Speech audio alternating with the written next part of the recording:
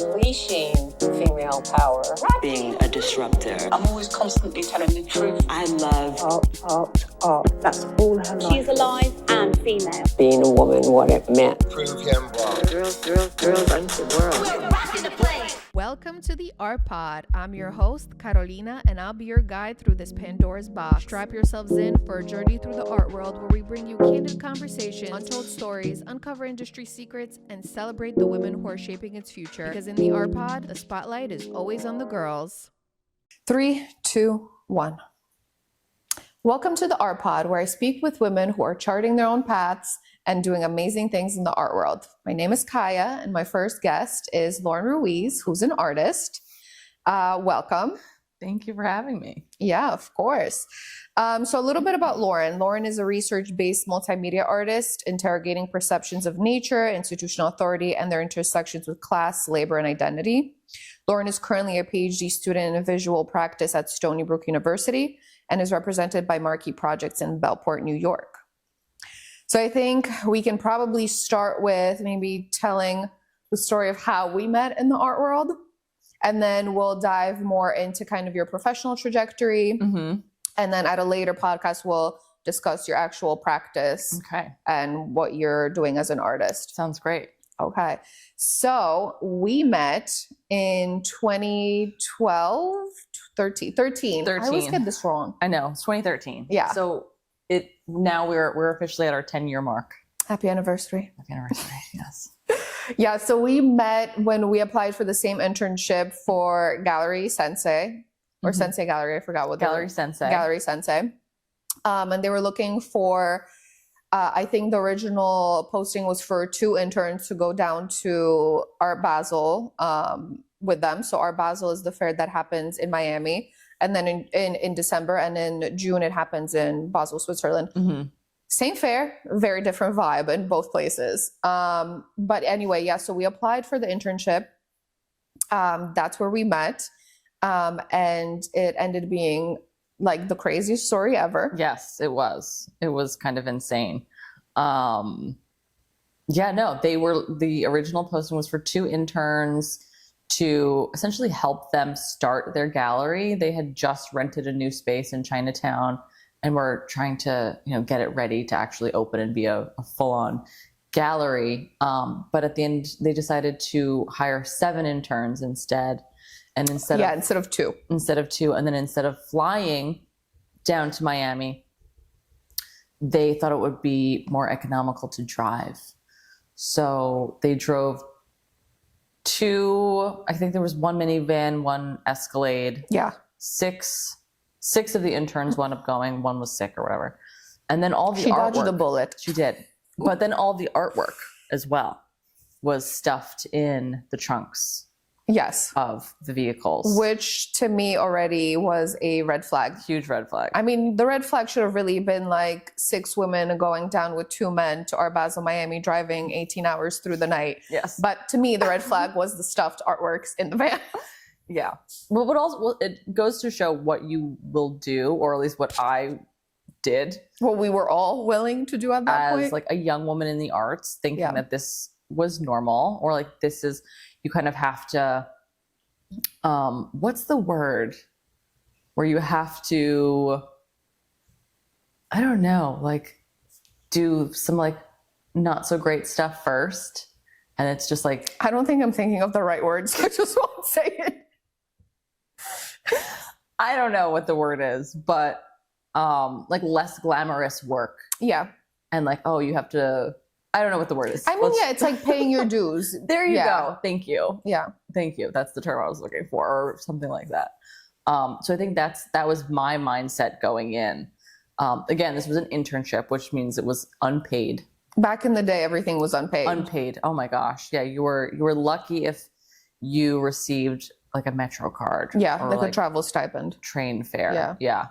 Absolutely. And at that time, I was living with my parents on Long Island. So it wasn't just, a subway stop away or 2 subway stops or whatever. I was taking the train from the Long Island Railroad into the city and then going down to Chinatown. So it was like with any internship that I've had, you're just essentially paying to work. Yeah. But yeah, that was a really eye-opening experience as far as how people behave in the art world. Yeah, I think honestly that was, to be fair, I've had some really crazy experiences in the art world in general, but that by far is still the craziest one.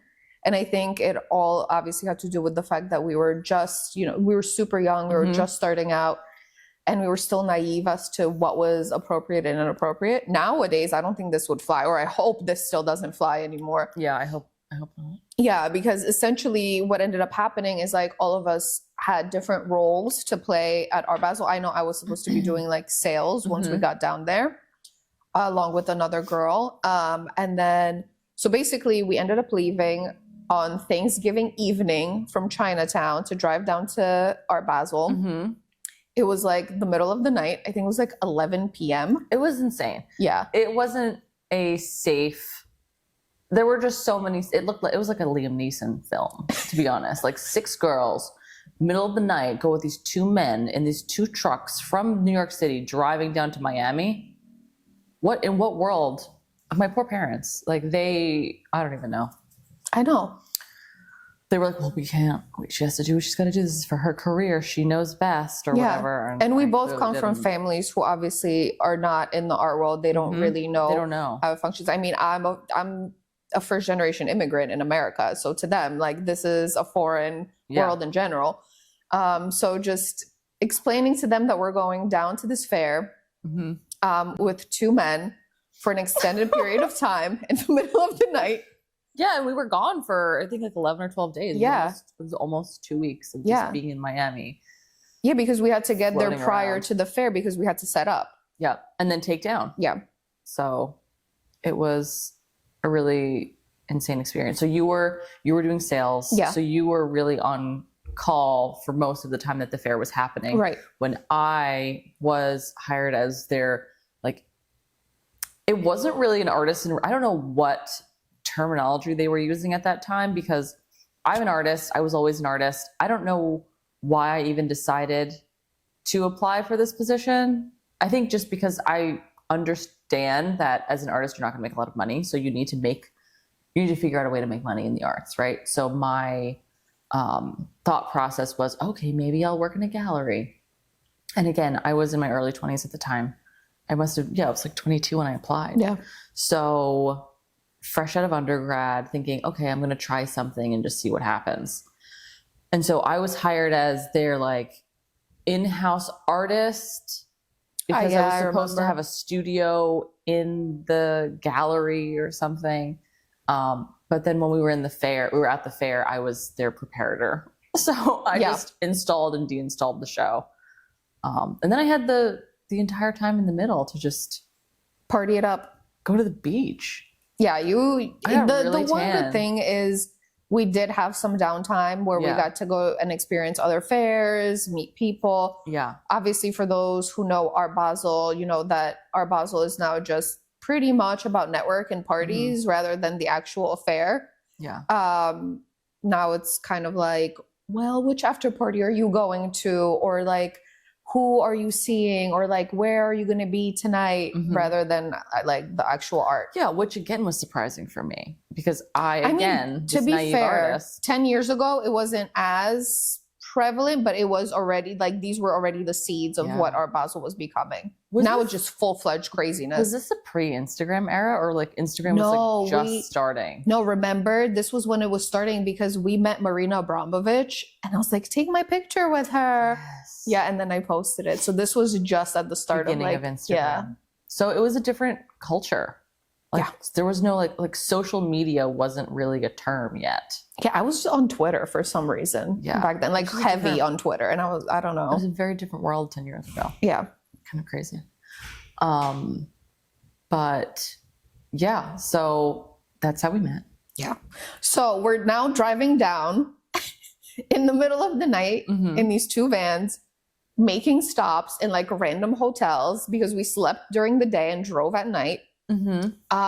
Then we get to the border of Florida, and for some reason there's like a hurricane. And I remember like driving, not being able to see. You were driving. Yeah. Too. That's the other thing. We had to share driving, like the job of driving the cars. So it wasn't like we were just passengers the whole time. We were shifting on and off, taking turns driving in the middle of the night from New York to Miami. Yeah. Take in mind, I can't see anything because the trunk is full of art. There's a hurricane, so I can't see in front of me. The director is sitting in the passenger seat, essentially hotboxing the car because he was smoking his pipe. And I was sitting in the back on the passenger side because I remember being able to look at you and see you just like like squinting and just like that was leaning on the literally what I was thinking the whole time was, this is where we die. Yeah, I was too. Yeah. I was like, I don't know this girl. She's doing her best. I was doing my best. Yeah. What a time. Yeah. So then we finally make it somehow safely. We survived. Thank you. We somehow make it to Miami Beach. And then we were staying in 2 different hotel rooms. So the associate director. There were 3 hotel rooms. In Miami. 3 hotel rooms, but 2 different hotels. Oh, yes. Yeah. Sorry. One was right by the fair where Untitled was taking place. And then we were a little bit more north on Collins Avenue in the second hotel, but in 2 different hotel rooms in that hotel. So we drop off the associate director and one of the girls who was supposed to be staying with him in that hotel. And then we found out she was actually staying in the same hotel room as him. And I think they were supposed to share. I don't know if it was one bed in the hotel room. And at that point I was like, okay, girl, you can't stay here. Danger. But also the logic that was used. Oh, yeah. Where, again, I don't think gaslighting was a term back 10 years ago, but it was like, oh, well, you were hired as, like, thinking about this assistant director, like him saying, like, well, to this girl, you were hired as my assistant. And if you're up in, North Beach, it's harder for us to work together. So it makes more sense for you to just stay down here with me in this room. There's one bed, but, we're both adults.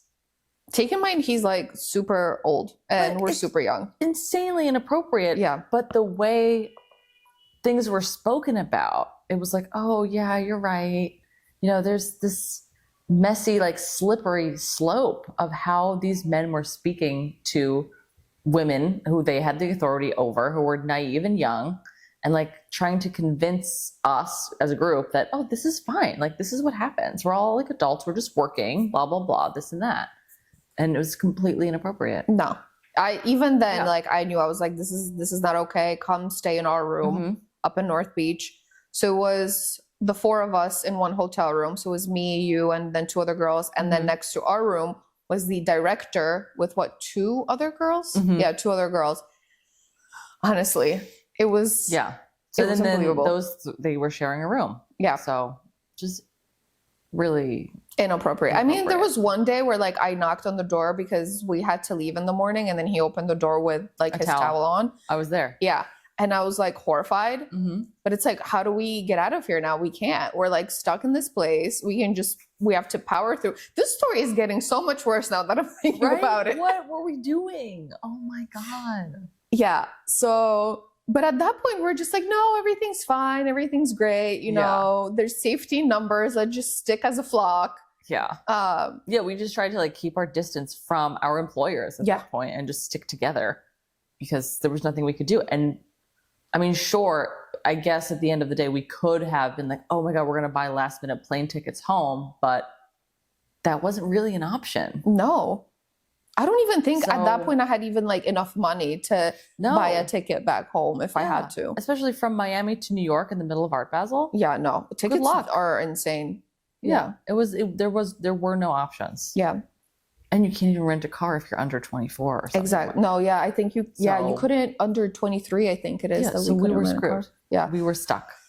Pretty much. Yeah. Seriously, this is a Liam Neeson movie. I know. Call us for the rights.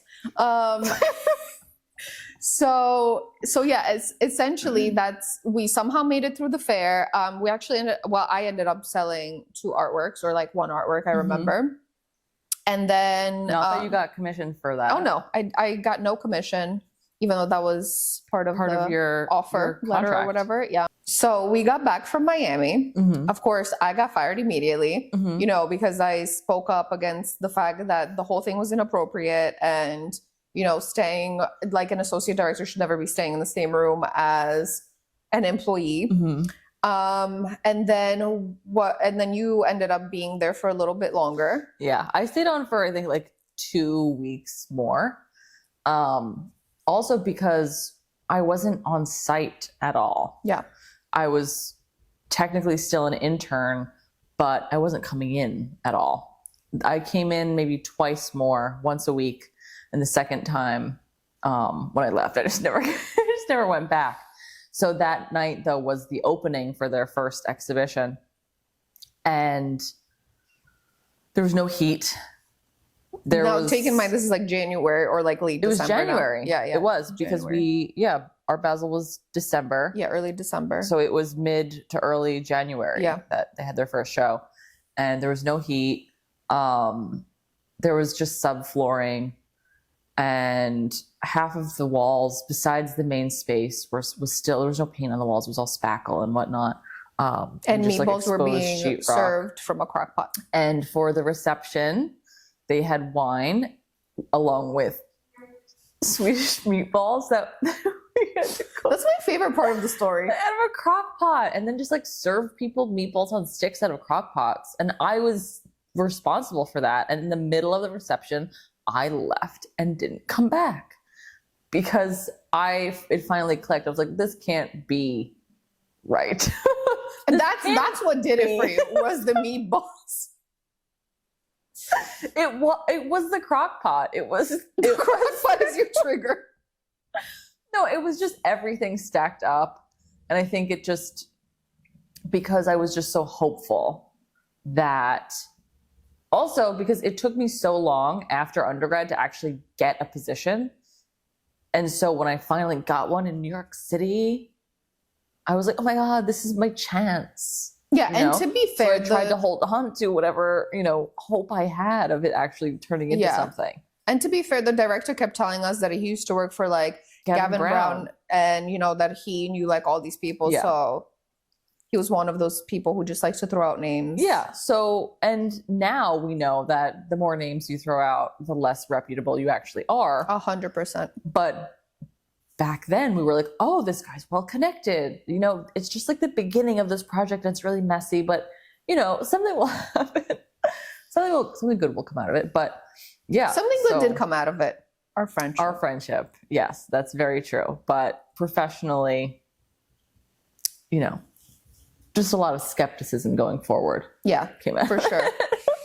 And to be fair, they didn't end up well. Obviously, the gallery shut down. Yeah. I think some lawsuits followed from artists not being paid by them.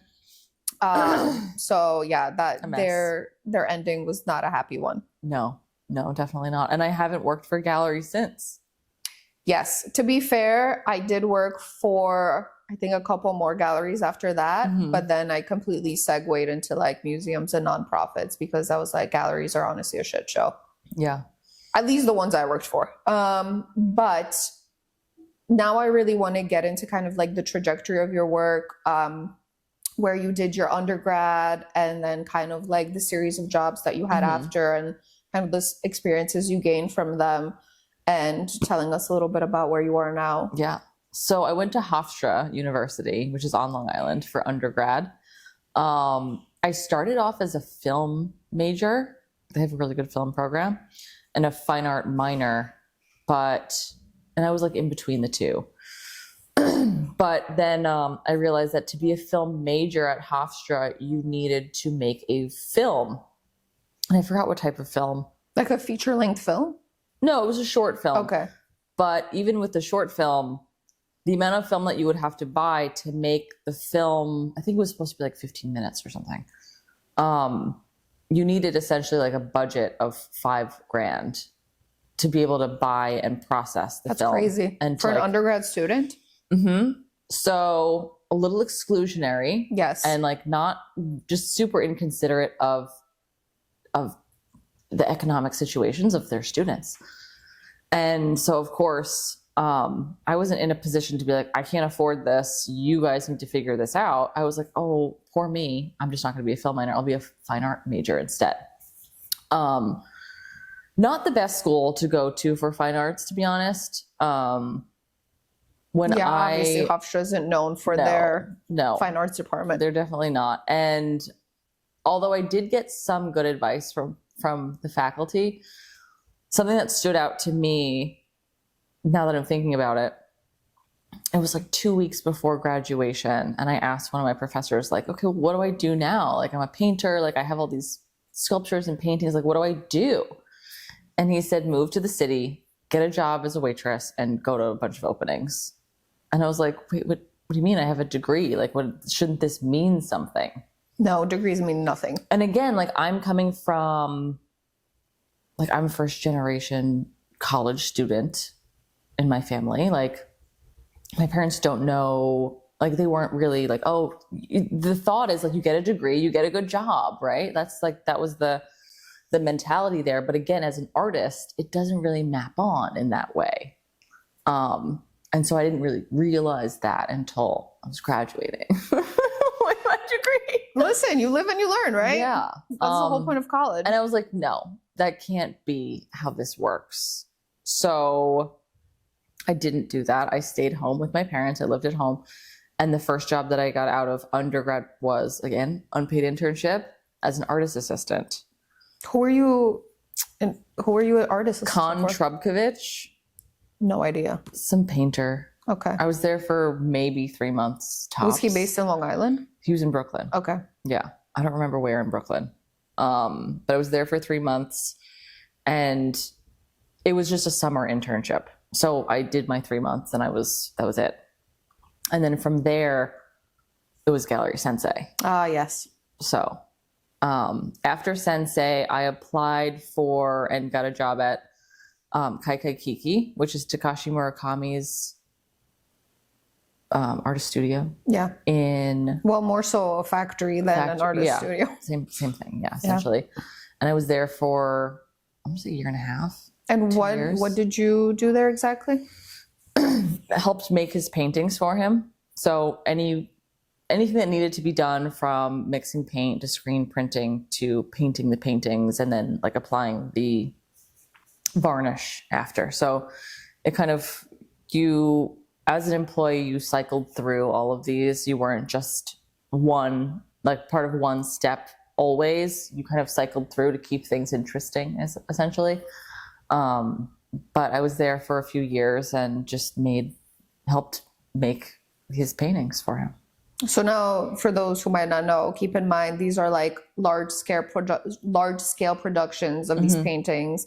Like, the artist didn't actually touch the painting until he had to sign it, I guess. Yeah. So you're working with all these other people. Yeah, basically there were creating the works. 35 people on staff. Yeah. So the concept comes from the artist, and then these studio assistants create the work essentially, and then he kind of signs it, and then it either goes to the gallery that represents him, or eventually probably ends up on the auction block, making like thousands or millions of dollars. Yeah. So while I was there, we were preparing for his solo show at the Gagosian gallery. I forgot what it was called. But which was interesting, because then I could go to Gagosian and be like, oh, I painted that section right here. Oh, I screen printed that painting. And it was fun while I was there, but also after a while, I was like, well, I'm not making my own work because I'm making someone else's work. It started, again, as an unpaid internship for 3 months. And then it was a situation where you start as an intern, and if they like you, they offer you a position. If they don't, they say thank you, and you leave. And bye. Bye. So after my internship, I was hired on for minimum wage at the time. And I continued working there for a little while, but I wasn't making enough I was essentially working to work, because again, I was coming from Long Island to Long Island City, and train fare has never been inexpensive.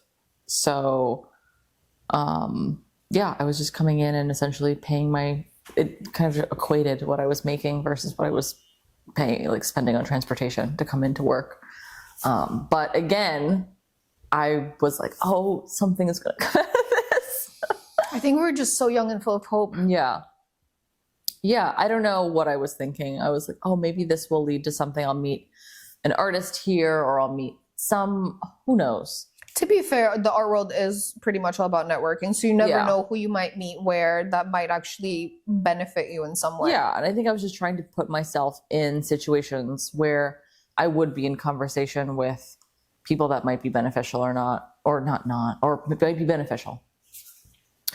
So from there, yes, it was an interesting experience making and being a part of Murakami's process and production, but I wasn't really making my own work anymore, which didn't feel great. And it felt like a lot of the work that I was making there was also influencing my work. And I didn't really appreciate that. And that happens to a lot of artists that are working as artist assistants. They start to pick up, whether it's just like repetitive motor function that then just gets embedded in your own brain. And then when you go back to your work, you're like, oh, I'm starting to see like the same techniques come up in my work as this person's work that I'm making all the time anyway. I mean, it's like, come on, if you're like driving for like 10 years, right? And then how are you then supposed to forget how to drive, right? Yeah. It comes second nature to you at that point. Yeah, it's the same. It's very similar. So I decided that I wanted to just start focusing on my own work again. And I was also in a position where I could afford to do that because I was still living at home with my parents. I didn't have to think about rent. Yeah. You know, I wasn't like, oh, I need to take X amount of jobs, or I have to go waitress, or I have to go do whatever else just to afford rent to live here. My thought was, well, I live close enough. I can just stay where I am. Thank God, mom and dad didn't make me pay rent and were super supportive in that way. But it just wasn't feeling good anymore. So my thought was, okay, I'm going to leave this job. I need to get a job that I can make a little bit of money, obviously, but also affords me the time to focus on my own practice. And while focusing on my own practice, I was thinking maybe it's time to go to grad school, because at that point I had been out of undergrad for two and a half years. Mm-hmm. And I also had always been told, don't go straight from undergrad to grad school, especially. Which is literally what I did. I went straight from graduate to undergrad. Yeah. Well, I mean, also because it's hard. Sometimes it's like a safety net where you're like, well, I don't want to go into the real world yet. I'll just go back into school and it'll be. Well, for me, I had no idea what I was doing after college, like zero. So I was like, oh, let me go to grad school. Yeah. Yeah. And that's why a lot of people do it. Especially in the arts, because going straight through, I don't know, it might work for some, doesn't work for others. I'm happy that I had the time in between to have all these different experiences in galleries and artist studios and other kind of like teaching things that I was doing in the interim. And then also for my practice to mature a bit. It wasn't like super mature. Let's be real. Is this when you were making the oil paintings inside your bedroom? Yes. Hotboxing it? So part of me taking myself seriously and focusing on my practice was working as like a paint and sip instructor in the evenings. And then during the day, I was painting in my bedroom, large scale oil paintings. Sue me, whatever. You do what you have to do. The windows were open. It's fine. It's fine. I had a fan. It's fine. So I was painting. For those listening, please don't do that at home. Yeah, don't. Definitely don't. You need proper ventilation. You need ventilation, and also don't finger paint with oil paints because your skin is porous. Yes. So that cadmium red runs deep in my body. Yeah, I bet it does. It does. It's definitely going to affect me in my older age. Anyway, so I was doing that in my bedroom. So again, also, side note, you don't need a studio to make work. You just make work where you can. It's not an excuse. Point A. Exhibit A. You just make it where you can. So I was making my work. I was working at this paint and sip place where I was essentially like mic'd up with a nice little Britney Spears mic and like talking people through how to make some like they were like 16 by 20. That was the canvas size. That's everything was 16 by 20. and I had to teach someone, like a group of people, how to paint a beach scene or like some birch trees with an owl, some like rudimentary paintings. But it was a lot of fun. It gave me the time during the day that I needed to work on my practice, and it helped a lot with public speaking. So it was good at the end of the day. I mean, now it works for you because you do a lot of public speaking engagements. Yeah. And if I hadn't had that experience, I would have been I just wouldn't have been prepared. Even to teach at a like a university level, like, you know, I've adjuncted and whatnot, but this prepared me for that. You know, if you can teach a bunch of middle-aged women who are, you know, 2 glasses in on rosé how to paint, you know, I can only a imagine glacier, you can do anything. Yeah, I know, because I mean, I've done the pottery classes where like you drink wine, you do the pottery. It was a hot mess express, let me tell you. Yeah, and your instructor, I'm sure, was super patient. I love clear with the instructions, and you know, it's fun. But so I did that until I got into grad school. The first time I applied for grad school, I didn't get into the places that I applied for because I aimed really high. And the second time around, I was like, you know what? State schools are just fine. Listen, no reason why you shouldn't aim high. Yeah. Also, really good advice I received, which same professor who gave me the waitressing advice. Yeah. I guess, you know, it balances out. He said, don't pay for grad school. I agree. Which is a huge, like, do not pay for grad school as an artist. So basically just go to grad school, but don't pay for it. No, you go somewhere where you have funding. Yes. That you have to get funding. Because if you don't, you're going to leave grad school with debt. Oh, yeah. And then how are you going to make that debt? Not by selling your work. Good luck. Yeah. So if you can go somewhere that has a state school or has a good program or somewhere that has funding or scholarships, do that, because it's just not worth it. It's true. There are plenty of state schools that I know that have great fine arts and art history programs. Yeah. Yeah. So I wound up going to Stony Brook University for grad school. It's a 3-year program. Most schools are 2-year programs. I was grateful after the second year that I had another year, because I felt like I was just getting into I was like, oh, now I'm really into it. Yeah, you were just warming up. I have another year to actually I don't know, just like continue with this work with the feedback from the faculty I was working with to refine and like distill what I was doing. So yeah. 3 years at Stony Brook. While I was there, I was a TA, which means I was a teaching assistant. So I not only got full tuition, I was paid to teach, which is good. So is that where your love of teaching grew? I mean, it probably started at the Paint and Sip. Oh, yes. So much fun. But no, I do love teaching. So while I was in grad school, I taught drawing classes, sculpture, and then like art appreciation. So that brings us to when I graduated. I graduated in 2019, and 2019. Yes. Why do I feel like that's so late? What do you mean? I don't know. For some reason, I thought you graduated earlier. No, from grad school. MFA 2019. Wow. Yes, right before COVID. But then again, I keep thinking 2019 is 1 year ago. Because for some reason, I'm still in 2020 in my head. I think this is what happens when people age. Yeah. We're feeling it. Yeah. Okay, so you graduated in 2019. Yes. And then set sail into the world. Set sail into the world. Actually, no, I didn't.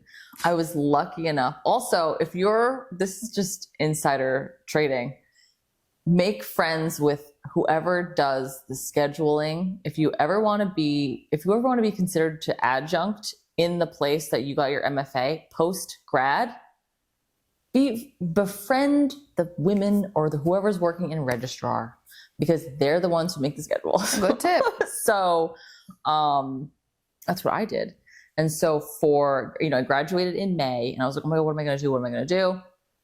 I had a residency lined up, but I had no work lined up. I wasn't sure what I was going to do, but I received an email like a week after graduation, luckily, from my girl, Laura, in registrar, who was like, oh, do you want to teach a class in the fall?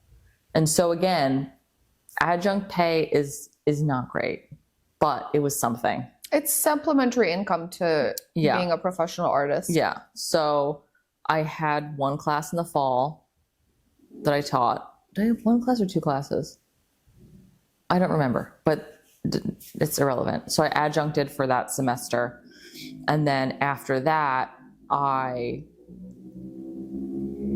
skipping over so many jobs that I had during grad school. But while I was in grad school, also I was a graduate assistant at one of the galleries. So that's where I learned how to install works.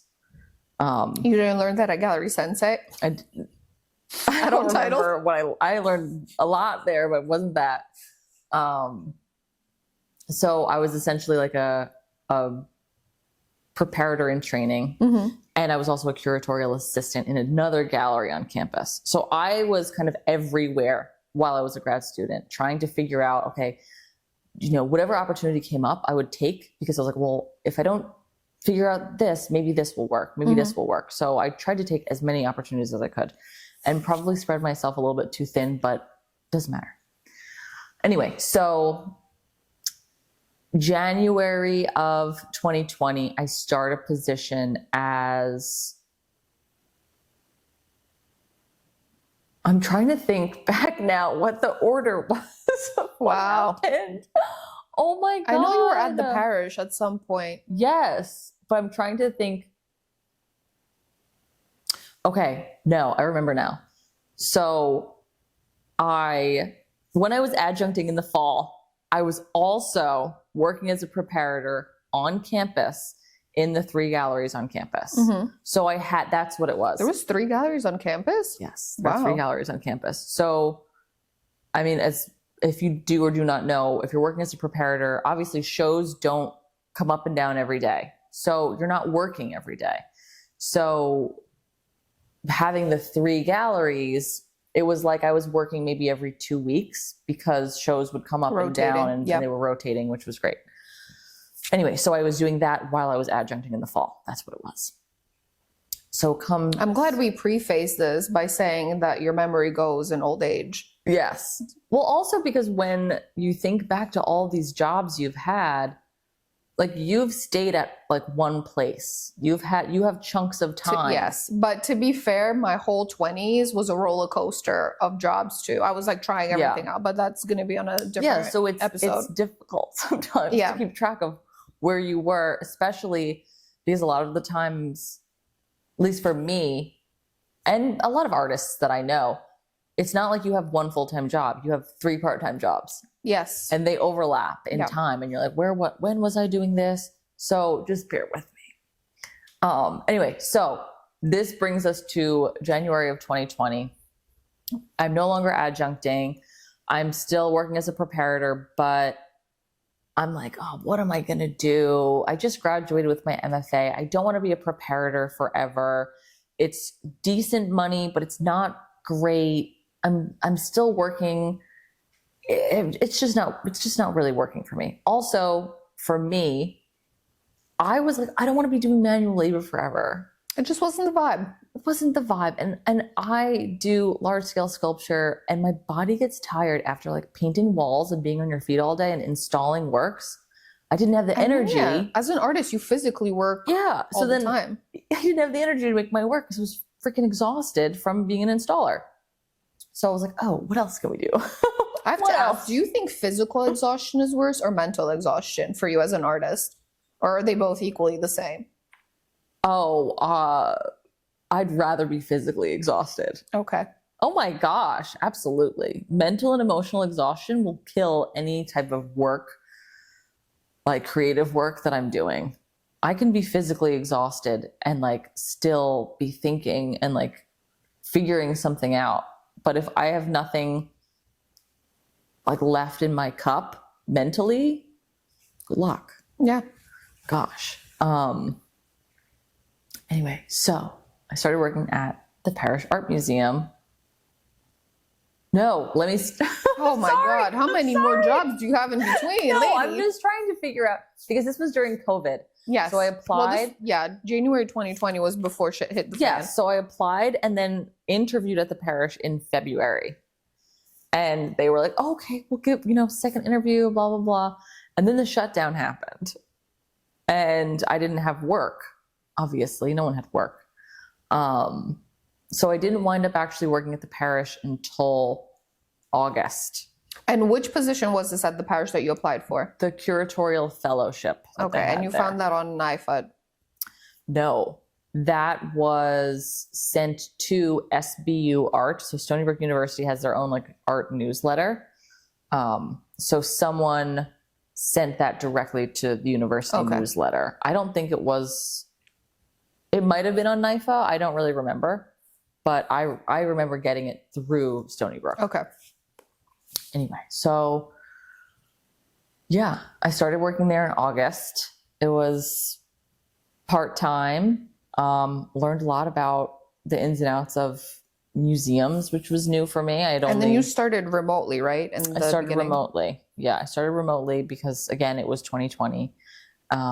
Although I did do some site work because the parish has this exhibition series called the Parish Roadshow, which means they have exhibitions they're site specific and they're all along the East End. So at that point I was working with Scott Bludorn on his roadshow, The Bonnet Blind, which was in, I forgot what harbor, somewhere in Springs. And so it was outdoors. So for those scenarios, I was able to be on site, but there was no one in the museum because of COVID, obviously. So I started remote and then worked on site with Scott, and then went finally back into the office, I think February of 2021. Yeah. And that's when you started working with Takashi? Tamashi, sorry. Yeah, I worked with Takashi and Tamashi. Yeah. So I worked with Tamashi Jackson on her solo exhibition, The Land Claim, and I was her research assistant. I did some artist assistant work where I was helping with her paintings, and that basically took me through my fellowship. It was a 1-year fellowship. And then I worked with Darlene Chernecko on her roadshow. So I essentially started with a roadshow. I worked with Tamashi Jackson for the majority of my time there as her research assistant. And then I ended with Darlene Chernecko's roadshow, which was in Orient in Long Island. So it was nice working with artists. But when I would do studio visits, I always felt like I was on the wrong side of the table. Okay. But I also there was part of me that's like, yeah, I like this, but I want that.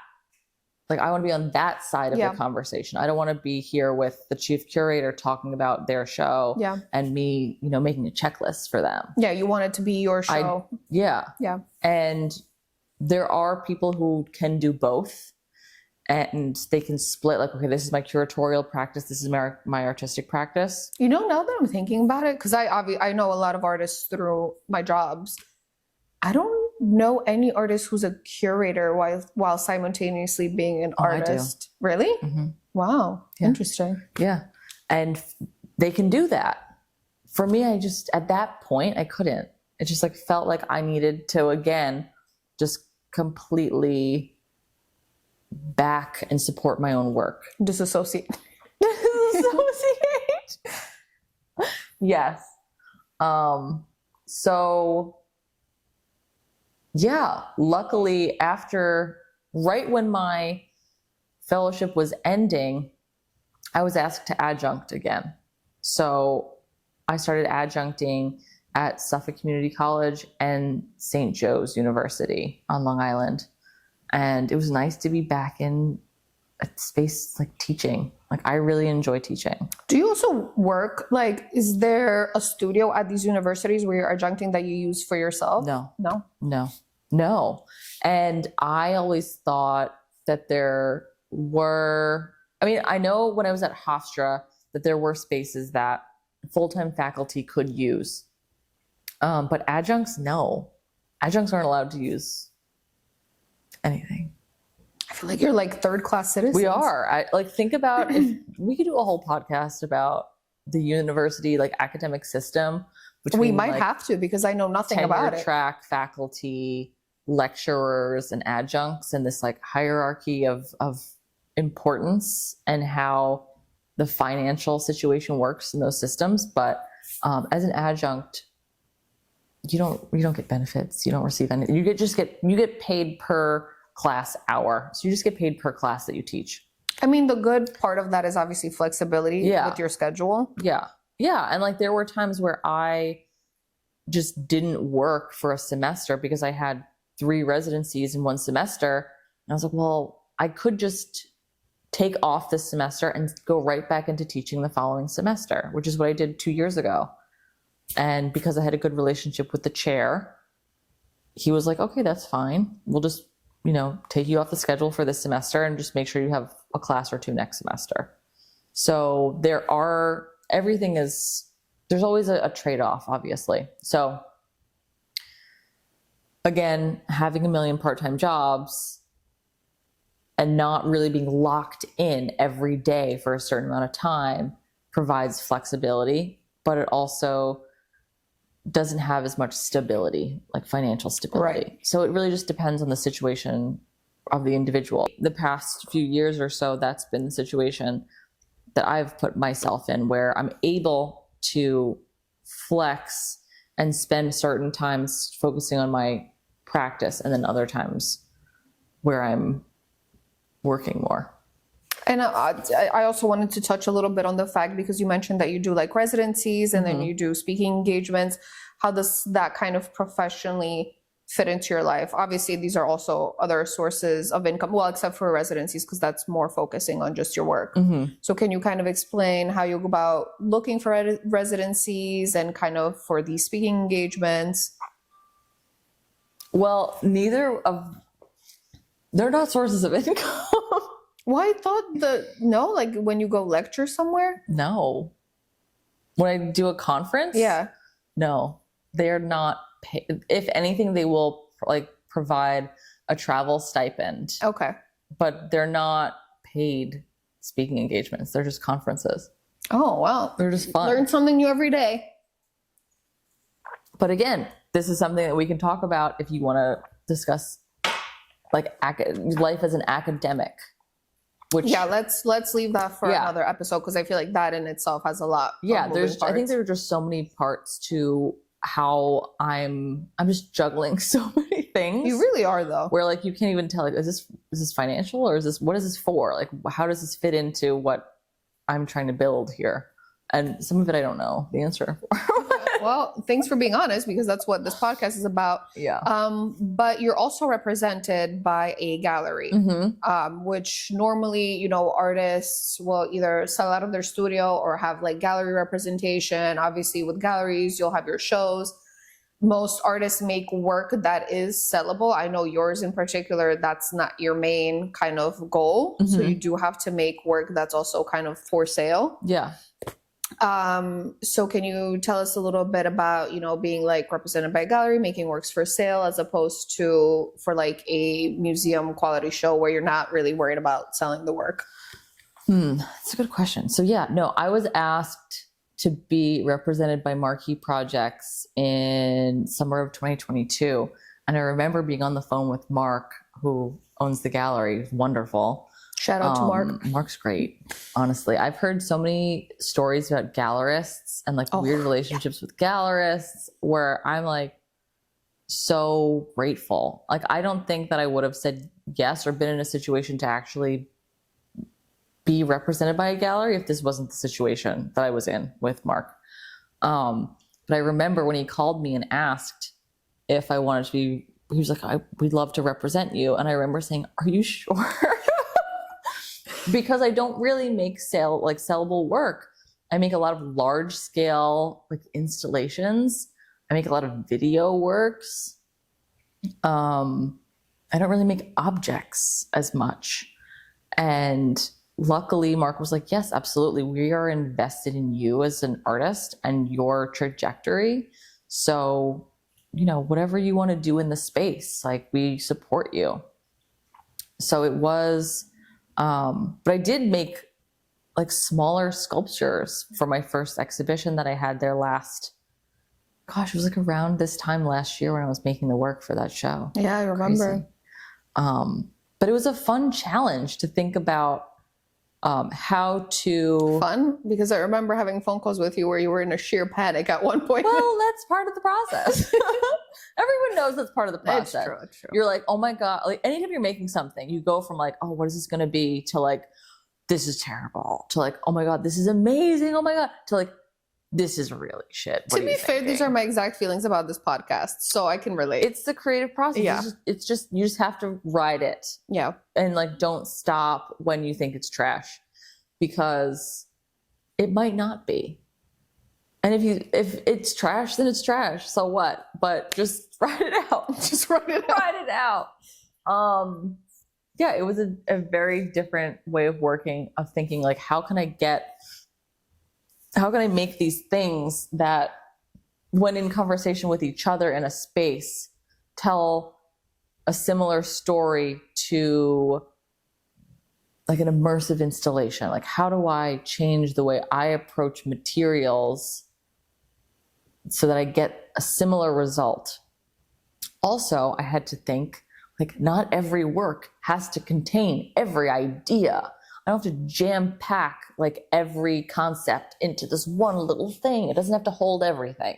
It can just be about X and Y instead of the entire alphabet, which is a problem that I have a lot in my practice, or a lot of artists do that I've spoken to, where like everything has to be amazing and has to hold no, like this can be about one thing, and then there's a work over there, and there's a conversation between, and then they kind of like speak to each other and they fill out the idea that you're trying to kind of convey, essentially.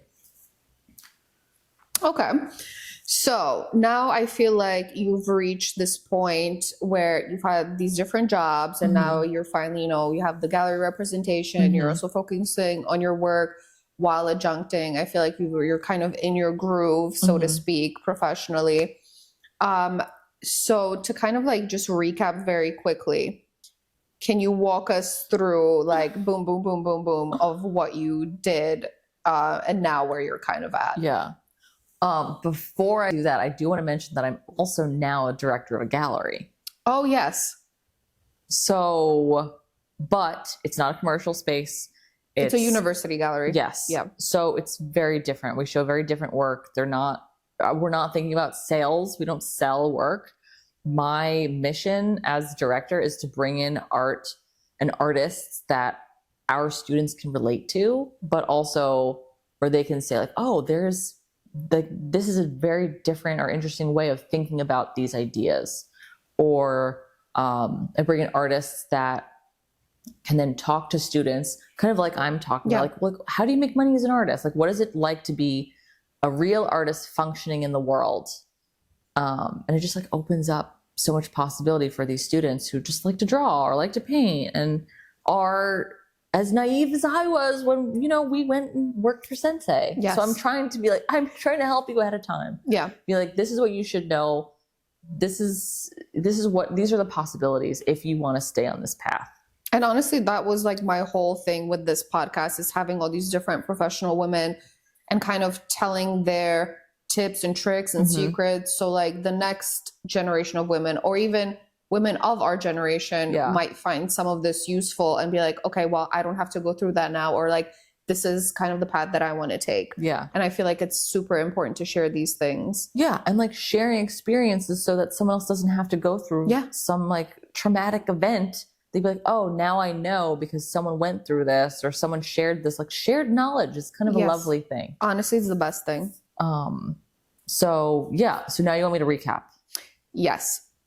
Starting from where? Starting from grad school from undergrad at Hofstra. All right. You want me to list? Just what list. You want me to list all of the jobs that I've had? Or try to remember, because you clearly are forgetting half like of the them. last time we had this conversation, I wound up counting 10 jobs. Yeah, and then you had like a panic attack. And then, yes, I did.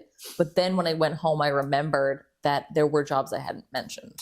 Oh, so there's more than 10. So there was more than 10. I mean, not ones that were really important, but like during the summer, during grad school, I would work at these like arts summer camps just to like fill in for some cash. Yeah, it's like a gap. Yeah. Like a little gap. But also they were helpful because I realized I'd never want to work with children.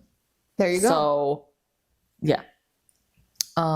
So from undergrad, Kontrabkovich, unpaid internship. Then I went Gallery Sensei, met you, unpaid internship. Kai Kai Kiki. Then it was the paint and sip place. Then I entered grad school. While in grad school, I was a curatorial assistant, a graduate assistant at a gallery, and I was teaching. God. Jack of all trades over here. After grad school, I was the lead preparator at the 3 university campuses and was adjuncting. I don't know. I'm not counting anymore. I don't know if you're counting. No, I'm not. Doesn't matter. Let's not even bother. Then I was at the parish. And then I was adjuncting again. I mean, adjuncting, I'm not going to count a million times because it's the same job, but just different places. Adjuncting again after the parish, running the gallery on campus as a director. And then, is that it? And now you're also getting your PhD. Oh, yes. And that. Yeah. And so I started my PhD. Yes. I started my PhD this last fall, so 2023, after again taking 3 years off from my master's.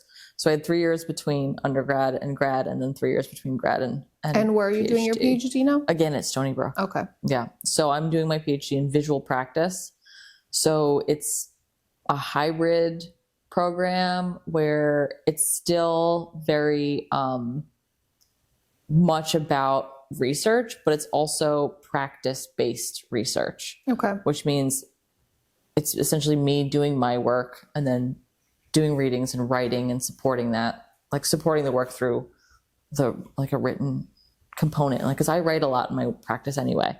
But yeah, so I started that and I'm doing that now, and I don't have any other jobs. I mean, do you even have time for other jobs? I'm just the gallery director at Suffolk, PhD student, and I TA on campus. Just? That's it for now. Okay. Was there a specific reason why you wanted to go and get your PhD? I mean, that's not a casual. That's not a normal like trajectory for at least artists that I know. So I'm just curious. Well, I really like teaching. I know that a PhD will be beneficial for my practice because I'm, again, inserting myself in conversation with academics who can give me the type of feedback and the type of engagement that other artists will not be able to. So that was a reason why I wanted to go back. Also because, again, like teaching, if I want to get a job at a university at this point, my thought is, oh, no, it wasn't just a thought. There's been a few situations where I've been privy to conversations about hiring within university departments, specifically research institutions. Even in studio departments, they are looking to hire someone with a PhD. Okay. Which is so bizarre. But I think because these programs are popping up everywhere, they're just kind of enticing. And there's a hybridity and an interdisciplinary way of working that academia is really moving towards, where it's not just like everyone stays in their bubble, like, math is over here, art is over here. No, everything is kind of moving in between, which is great. But that's also what a lot of PhD in art programs are doing. So we're essentially getting special training. So that allows us to then approach teaching in this more fluid way. Okay. Yeah. And also because I love learning. I love going to class. I love all of that. And if I can create that type of program at the school that I just went to for my MFA, where I had a wonderful experience, and they can fund that program, which they are funded, why not? That was also a reason. I was like, well, why not? Yeah, I absolutely love teachers. I mean, the reason why I even started on my professional trajectory was actually because of a couple of my professors, and also specifically shout out to my thesis professor, Professor Agnes Barrett. She's honestly the best. But yeah, I feel like it's honestly so critical for students to have the right teachers. Yeah. Especially if you're doing something like fine arts or art history. Yeah, absolutely. And even now as an adjunct, it's so fulfilling to me to have relationships and conversations with students who are just learning how to think creatively or recovering how to think creatively. Because a lot of us are taught out of it in, high school or even in college to some extent. And so to be able to cultivate that in some way, even if the students aren't artists, even if they're like, oh, I'm an econ major, like, okay, well, it's going to be helpful for you to think creatively in your whatever job you get, whatever part of just life. Like thinking about new ways of looking at a thing is important. So how much time do you think now do you dedicate towards your work as an artist as opposed to the other jobs that you have? Because Right the now? other day I literally called you and I thought you were teaching, and meanwhile you were pantless in a studio with silicone on your legs. Oh my God. So I never know at what moment I'm catching you. That's true. I feel like because all of the work that I'm doing for my classes is essentially for my practice, I'm dedicating a lot of my time to my practice right now. And then only need be for the gallery where I'm, curating and installing shows. But a lot of my time is about my work right now. Whether that be, again, in the studio making or in class talking about ideas of embodiment, it's all related. Yeah. So most of my time now, most of my free time is work time. And then for me, I see kind of also the artist residencies that you go on as being kind of your professional trajectory under your artist umbrella. I would say how often or do you do artist residencies, or how much time do you actually spend looking for artist residencies? I feel like the last few years I've done at least one. I've done a lot of residencies recently. Yeah, I know, because you've been on the road. Yeah, I've done a lot of residencies recently in the Southwest. I mean, just over the past 2 years, I had Santa Fe Art Institute, Museum of the Southwest Artist Residency, and the Women's International Study Center, which is a lot. 3 in 2 years is a lot. I look for residencies all the time because I think they're so much fun. I don't use residencies. I don't need the type of residency where it gives you a studio and you're expected to make objects. Because again, that's not the type of artist I am. I like going to residencies where the location is interesting to me, because I spend a lot of my time outside taking video or photographs or experiencing the place. And again, specifically the last few I did were in the Southwest. And I had just done a work for the Museum of the Southwest last year. So that just made sense locationally to do those. But yeah, I have a residency coming up this summer. And where's the residency in the summer? Vashon Island. So it's the Vashon Artist Residency in the Puget Sound in Washington. That sounds like I want to be there. Yeah. It sounds like such a weird location that I just want to go. Yeah. So I have that this summer. And then, yeah, I don't know. It's difficult now because of my schedule, because of the academic calendar. Obviously, I'm in class end of January through May, and then end of August through the beginning of December. So I really only have summers, and then sometimes, if the residency permits, winter time.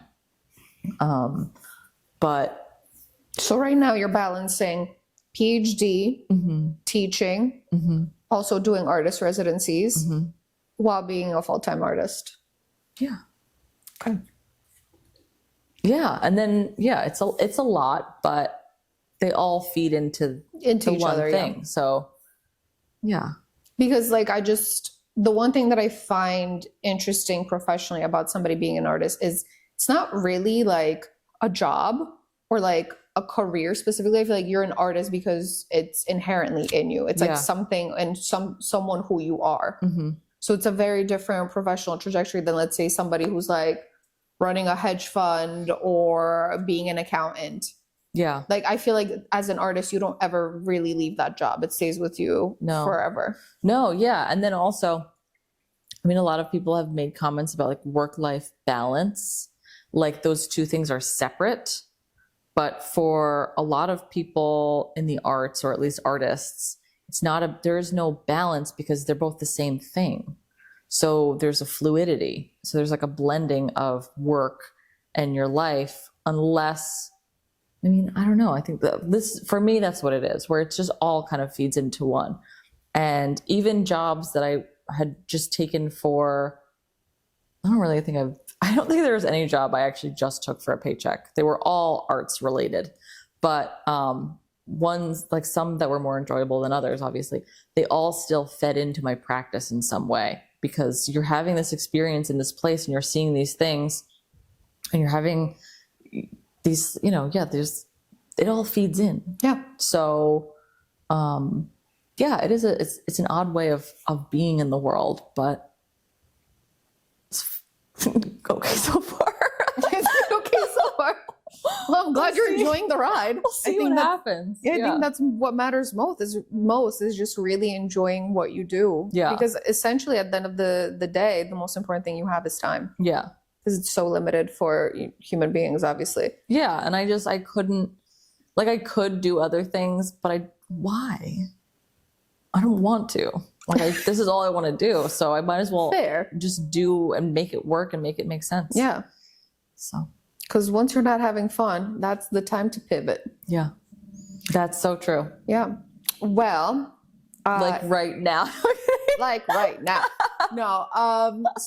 We're coming to obviously the conclusion of this episode. Are there any tips or tricks or anything that you want to offer? I feel like I gave besides not paying for school. Ventilation for toxic chemicals. Not paying for school. And I mean, there are so many ways of doing things, obviously, but for the way that I've essentially attempted to think through career options within the arts, try as much as you can, because you don't know if something will work or not unless you try it. Like for a while before I went to did the curatorial fellowship at the parish, I had always wondered, like, oh, could I work in museums? Like, maybe that's an option. And if I hadn't tried it, that might have always been like a lingering doubt of like, oh, I should have just done this because I probably would have really loved it or something. So, time goes quickly. Yes. And you don't want to waste time at places where you're unhappy. But if you have the chance to take fellowships or to just be at a job for a year and just try it out while you still can, it doesn't matter if you're young or not. It really just depends situationally.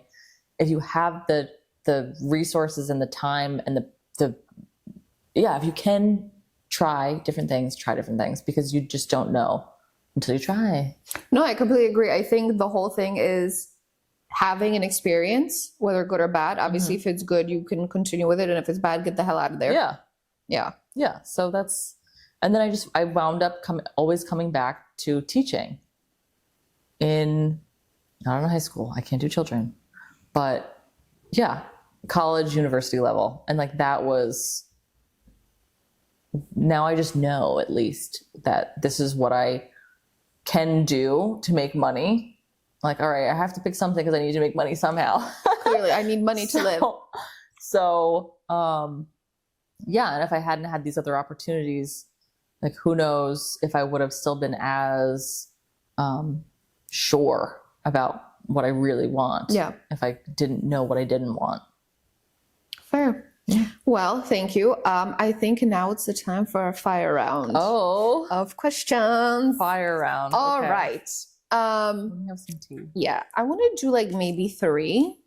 I feel like that'll be a good amount 3. for Oh my gosh. Okay. for this episode. Okay. All right. Pick a number between 1 and 8. 2. Okay, 2. What was your first job? Okay, we talked about this one. Okay. Can I pick another number? Because Yes. That's essentially what the podcast is about. Exactly. All right, go pick another number. Was like every W-2 I've ever had. Also, that's funny. When it comes to like filing taxes, keep your W-2s when you work so many part-time jobs because it's a lot. I can only imagine. I have lot like of one W-2s. W-2 and I already I don't want to know do my a lot of taxes. W-2s. Anyway, All right, 1 pick through another 8. number. 3. 3. Lucky number 3.